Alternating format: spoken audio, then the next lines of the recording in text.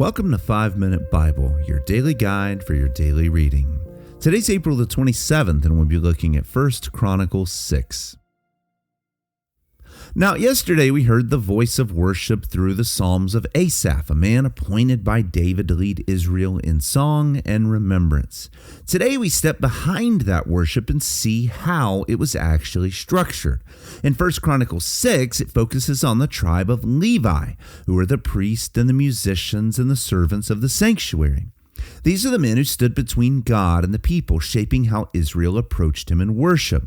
And this chapter is not just about a list of names, it's a blueprint and an archetype of worship, showing that access to God isn't just a casual or self-defined endeavor, but it is a carefully ordered event in his presence. And this chapter begins by tracing the line of Levi, especially through Aaron, establishing the priestly line.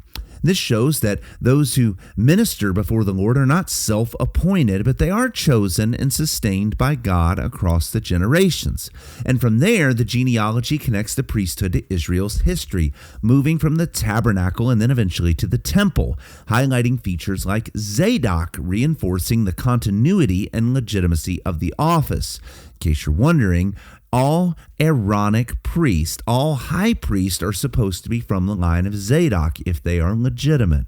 Then the focus widens to include the Levitical families who are responsible for music and service. You're thinking Merarites and Gershonites. These are the singers, the gatekeepers, the servants, the ones who shape the worship life of the nation. What we heard in the Psalms of Asaph now has structure behind it. And then finally, the chapter lists the cities that are given to the Levites, the ones who are scattered throughout Israel, who don't own any land, but who are embedded within the life of Israel, bringing worship and instruction to the nation of Israel. So the picture comes into focus. A priesthood has been appointed, a system has been established, and a people are being taught how to live in the presence of God. And under David's kingdom, everything that was laid out in the law of Moses is now beginning to take shape. So as you read the passage today, I want you to ask the following question.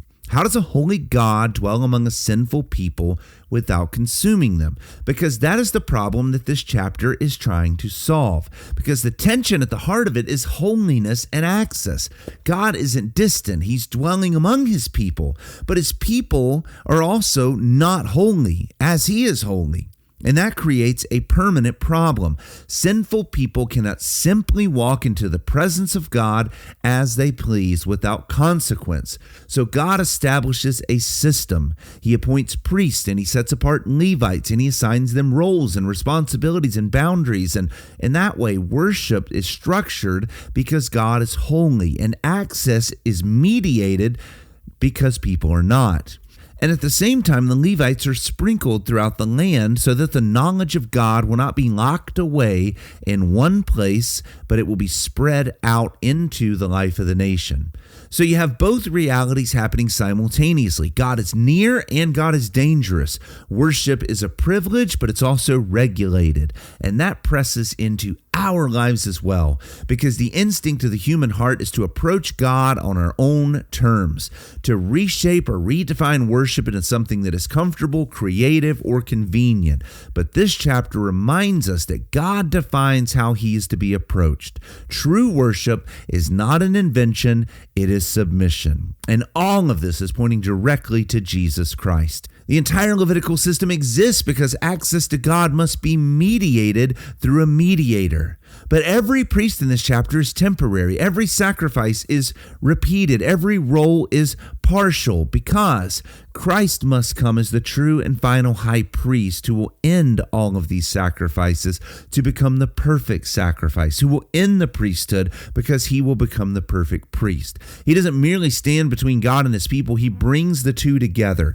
He doesn't offer another sacrifice. He offers himself. He doesn't serve for a time. He holds the Melchizedekian priesthood forever. So what this chapter is showing us is that Christ is fulfilling everything. This chapter is a type and a shadow, a temporary placeholder that will get the people of Israel to Jesus. And through him, access to God is no longer going to be restricted to a tribe or a location or a system that must be repeated in perpetuity, but He will bring us into the presence of the holy God, and he will do it by fully satisfying the righteous demands of the law. And now through him, worship spreads, not confined to a temple, but it's expanding to the ends of the earth as his people become a kingdom of priests, a holy nation, and they offer their lives as a living sacrifice in obedience and truth to him.